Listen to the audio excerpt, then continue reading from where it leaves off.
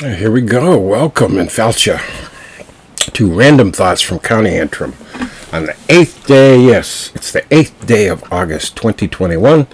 I'm your host, David McDonnell. And it's my half hour of historical tales and yarns and wit and wisdom and of course, random thoughts. Now, today I'm going to tell you a tale of three cities. And I'm not going to start by saying it was the best of times. It was the worst of times. That's the tale of two cities. I'm going to tell you the tale of three cities. But first, I'm going to follow up on something I did last week. Last week, I told you the story of John McDonnell of Dublin, the basket maker of Dublin. And I neglected to credit my source, and I apologize. And I wrote a page or two in my book, Clandonnell, Storied History of Ireland, about John, because I wanted to include just a short section at least about the historical treatment of people who were less than fully able, put it that way. And I gathered some information from the National Council for the Blind in Ireland. I found a wonderful article entitled Weaving as a Skilled and Creative Handicraft. And to tie it all together, I found a family history written by Peter Millington. And I might add, it's one of the best family histories that I have read. Peter is from the United Kingdom, and he's a descendant of John McDonnell. He wrote a couple of pieces which you can find online. One is called The Long and Winding Road, a presentation on disability history. And another is called Baskets, Brushes, and Equal Rights. Now you can find them on the internet. Where I found them was encalameo.com/books. That's en.calameo.com/books. Both of them are there, and they're good pieces to read. Now, Peter's also the editor of The Harp Gathering. It's a story of a collection of stories, and Peter's the editor of stories of Irish in the English Midlands and Irish descendants of the Irish in the Midlands. And that's at harp-gathering.blogspot.com. Also some interesting things there. So I wanted to give a shout out to Peter and to thank him for his fine work in being the source of my information that I passed on to you about John McDonnell. All right, now for the three cities, the tale of three cities. Now, each of these three cities played a very key role in the vast immigration of the Irish to the United States in the first half of the 19th century. And if any of you have done or will try to do a family history, like Peter Milliken did for his family, it's quite possible that it will include passage to one of these three cities. Now, when I give historical talks, I often ask this trivia question, and it's this. From what city did most Irish in the first half of the 19th century embark for North America? From where did they embark to North America? Now, when I ask that question, I usually get answers like Dublin or Belfast, Cork, Cove, and others. All those are good answers, but they're not right. The correct answer is Liverpool. Now, Liverpool is a huge port, and it services England's industrial northwest. Manchester, Leeds, Birmingham, Sheffield, all those cities are serviced by the port in Liverpool. And these cities were the center of the 19th century Industrial Revolution. And items that were produced in that region of England were shipped first to Liverpool and from then to points all over the world. And Liverpool straddles the River Mersey, which at that point is very deep and very wide. And the River Mersey flows then into the Irish Sea. so that Liverpool is a protected harbor, and once a ship leaves Liverpool into the Irish Sea, it can sail north, south, east, west, any direction, anywhere in the world. Now, for most Irish who left Ireland for North America, the trip was a two-step process. They were first on board a ship from a port in Ireland to Liverpool, and then on board a ship from Liverpool to North America. Now, there were ships leaving from Ireland directly to North America, but many of these were unsuitable for ocean voyages in that era, and the fares from Ireland to North America were more expensive than the fares from Liverpool to North America. I'll get to why shortly. But estimates that I've read are somewhere between 250,000 and 300,000 Irish people arrived in Liverpool every year during the Great Hunger. That's 1846 to 1850. Somewhere between 250,000 and 300,000 per year. Now, they didn't get to Liverpool in passenger liners. They came in cargo ships. They were ships designed for crates and for cattle. And there were no regulation of these ships, mainly because the British didn't believe in regulation. British government didn't believe in regulation. So the only limit to the number of people placed on board these cargo ships, together with crates and cattle, the only limit was the number of tickets that the ticket agent could sell. Now, all these Irish who came to Liverpool, many stayed, or they moved from Liverpool to other cities in England. In 1851, which is in that era, was the first population census that the British conducted. It was about 20%. 20%, one out of every five people in the city of Liverpool were Irish.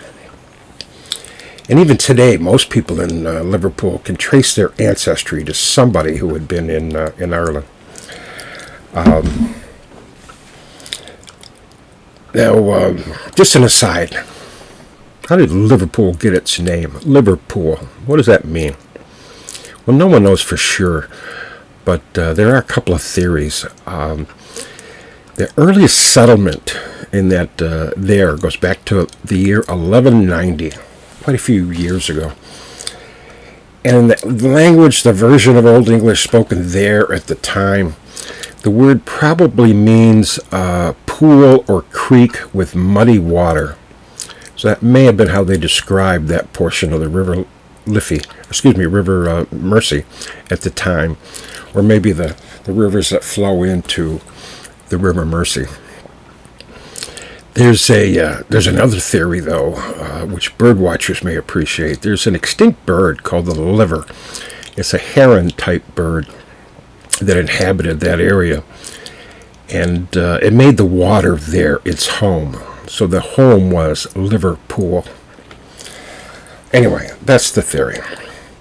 So the first of my three cities, in my tale of three cities, is not in Ireland. It's Liverpool in England, the port of embarkation for most Irish heading for North America.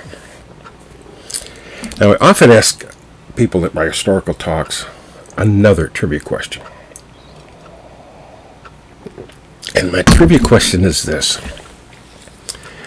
What two cities in the United States were the destination of most Irish in the first half of the 19th century? One city took in the most Irish as a port of embarkation. Another city took in the second most. I'm speaking now to the pre-Civil War era, during the Great Hunger, shortly before and the decade after. Who took in the most Irish? What was the port of immigration for the Irish in that period?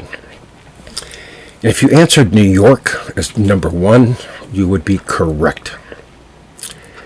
But who was number 2? More people came to New York than anywhere else. Where else did they go? Who was number 2 in that ranking? And the answer might surprise you, or might surprise some of you. The answer is New Orleans. As an aside, by the way, many people pronounce that city different ways. New Orleans is not correct. And very few people pronounce it Nolans is another way people pronounce it, but not too often. Most locals pronounce it New Orleans. And sometimes with an extra syllable, it'd be New Orleans. But New Orleans, Louisiana, was the second most, took in the second most Irish during that period of time. Now, why New Orleans, you might ask? Well, the answer is cotton. Now, going back to England for a moment, Manchester, England, was the world's center of the cotton industry.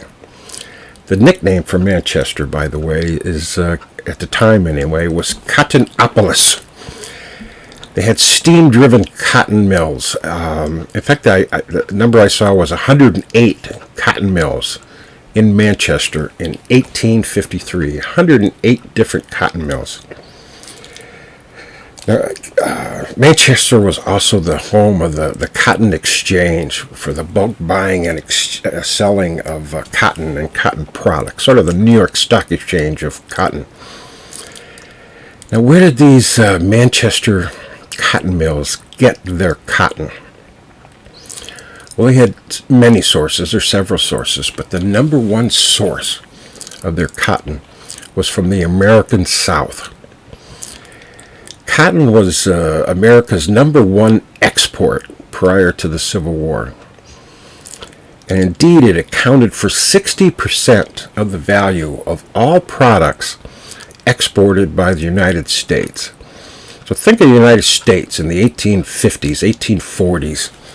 Everything that was produced, agricultural, manufacturing, goods of any kind, 60% of the value of all those things that were exported out of the country was cotton. Now, New Orleans played a major part in this. You only have to look at a map to see why, because these are the days before interstate highways and the trucking industry. You have to just look at a map at the Mississippi River watershed to get an idea, because goods were transported in those days by water. The railroads were beginning to supplement river barges for cross-country shipment, but river transport was still critical. And the Mississippi River watershed services maybe as much as a third of the United States when you think about it. If you look on a map and go east to Pittsburgh, you get the two rivers that flow into the Ohio River, which flows into the Mississippi. All that area, all the way east of Pittsburgh. And then as far south as Huntsville, Alabama, because you have the Cumberland River, the Tennessee River, the Kentucky River, all those southern regions. That water flows into the Ohio, which flows into the Mississippi. Mississippi itself goes all the way up to northern Minnesota. Missouri River goes all the way to northwest Montana. And meets the Mississippi in Missouri. In fact, most of the rivers east of the Rockies flow into either the Missouri or the Mississippi River. So you got this huge swatch of land. And if you live in that area and you manufactured a product, if you grew a crop in that region and you wanted to ship it to the East Coast, or if you wanted to export it out of the United States, anywhere in the world, you would have to go through New Orleans. And it made New Orleans a huge shipping port. And it was the largest city in the South at the time. Now, most of American-grown cotton was shipped by growers first to New Orleans. Again, perhaps not in Georgia, the Carolinas, but certainly west of there. Any cotton grown would come first to New Orleans. And then it would be placed aboard a ship, and it would be then shipped to Liverpool, and for Liverpool by rail to Manchester. That was the route. Cotton grown in Mississippi, Alabama, Louisiana, Texas. Be shipped to New Orleans, put on board ship, it would go to Liverpool, and then it would go to the mills in Manchester, England. The cargo ships left New Orleans daily, filled with cotton. Now, there was demand for British-made products in America, but the demand was not that huge. And the result of that is that the ships, which were filled with cotton, were full going from New Orleans to Liverpool, but they returned empty, or partially empty, from Liverpool to New Orleans. Now, the largest export from Great Britain in the 1840s, 1850s, the largest export of Great Britain to the United States were Irish people. So once in Liverpool, these cotton ships were refitted to take Irish passengers. And it didn't take much, because again, these are cargo ships.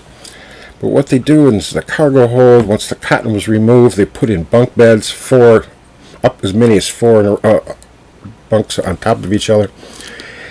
They'd add a few privies, a little bit of cooking facilities.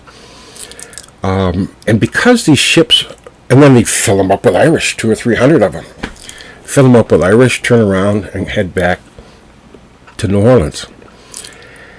Now, because these ships would otherwise have been empty, the fare on the voyage from Liverpool to New Orleans was far cheaper than the fare from Liverpool to other North American cities, which made New Orleans a very popular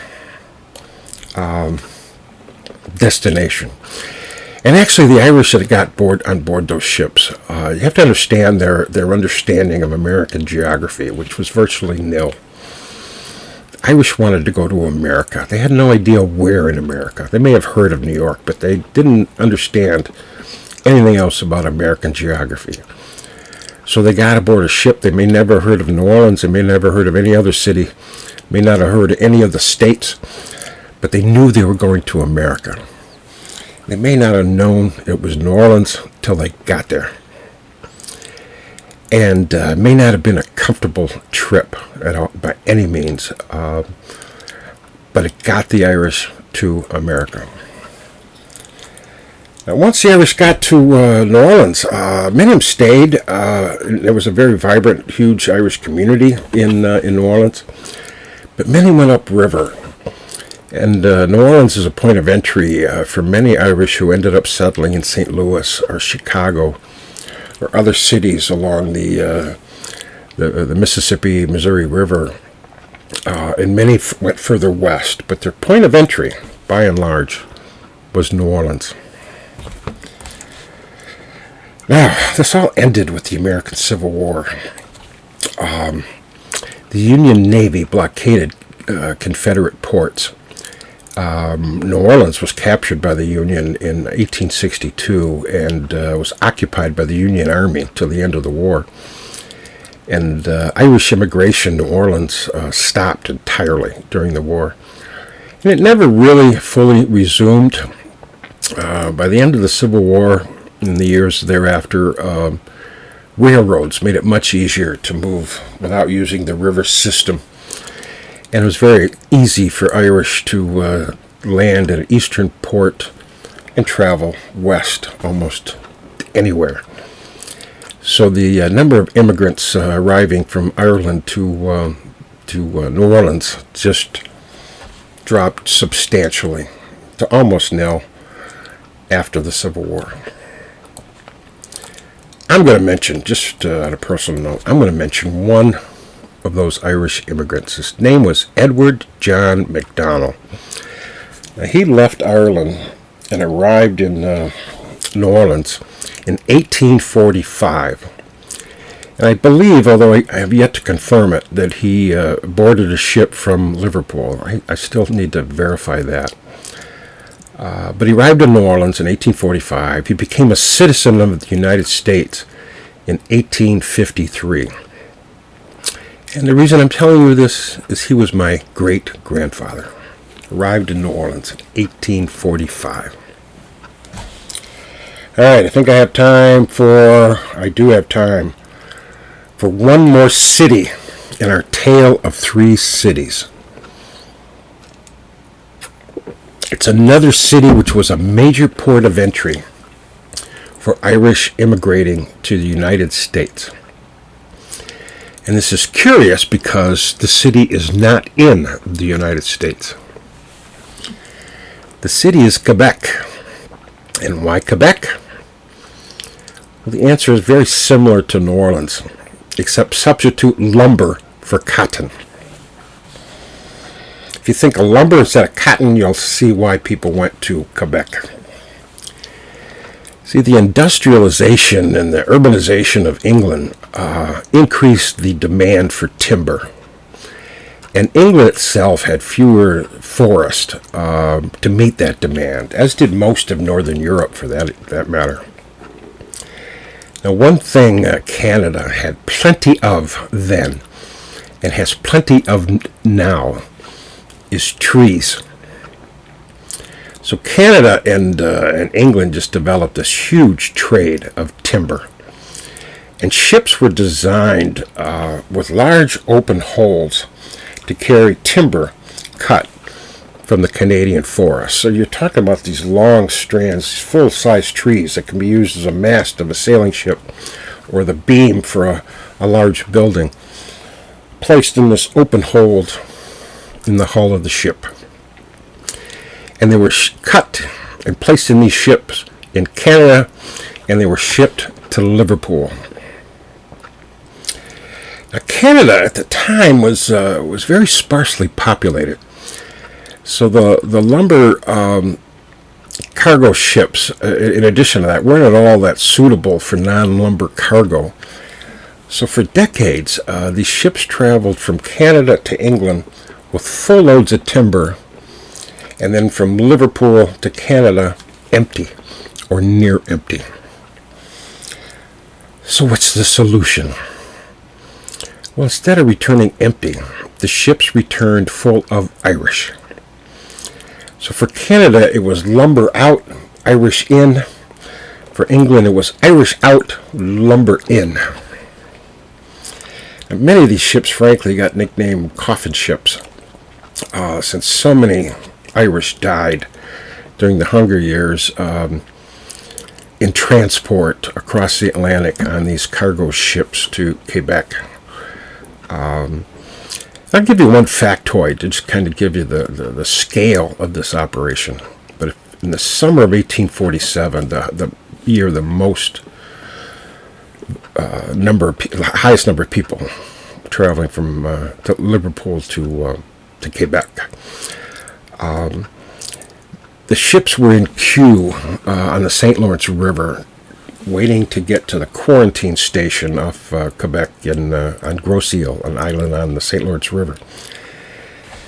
And there were about as many Irish on board these ships as the combined population of Quebec, Montreal, Toronto, and Kingston. Those four cities had a population about equal to the number of Irish aboard those ships in the St. Lawrence River on queue. And many of those Irish who sailed to Quebec stayed in Canada, but many didn't want to go to Canada in the first place, and not because of anything against Canada. As Canada, you have to remember, was not a country then. It was several British colonies kind of labeled together as British North America. The attraction was that the fares were cheaper.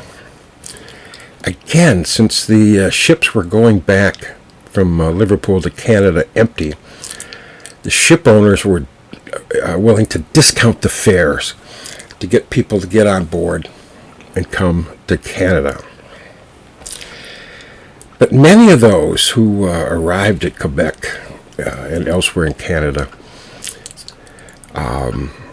left Canada for the United States. They simply walked into the United States. particularly in New England and in upstate New York. And many stayed on riverboats, continued to go upriver, and ended up in Michigan. And I've spoken to many, many Americans who've traced their Irish roots, and they found that their ancestors first arrived in North America via Canada, and this includes many, many Irish Americans in Michigan. So I'm going to wrap this up. I've often been asked by people doing the genealogy questions about, usually when they get stuck or they want to know sources or they want to know further information on how to continue their ancestral search. And I'm not really the person to ask because I'm not an expert in genealogy by any means. But I do recommend, if you're getting stuck on your research or you want to know where else to go for information, take a look at these 3 cities, because the chances are fairly good that your ancestor passed through one of these 3 cities, maybe even 2 of those 3 cities. So that's my tale of 3 cities. I'll come back again next week with something else to tell you about. But in the meantime, take a look at my website. It's clandonald.net. Send me an email at clandonald@gmail.com. Like this video, and like and share my Facebook page. And I'll see you again in 7 days for the next podcast. Goodbye.